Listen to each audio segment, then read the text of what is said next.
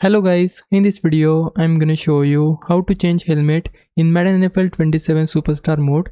So changing the helmet is very easy. From the main screen, we need to switch over to the character tab by pressing R1 on PlayStation or RB on Xbox. Inside character, switch over to change gear and select this option. Now we have bunch of apparel options such as dark, light and any of these league uniforms. So I'll just go with this dark option. Once you select it, then select headgear in order to change the helmet. Now we have bunch of helmet options. So let's say I want to go with this one, then just select it. After that, you can just purchase the helmet for your superstar from here. If you want to have different type of helmet, then press R1 on PlayStation or RB on Xbox to switch through different categories. Like we have this helmet, then if I again press R1 or RB, then we have bunch of categories available here. You can just pick any of the one you like. After that, just purchase the helmet and just go back from here and the helmet for your superstar will be changed.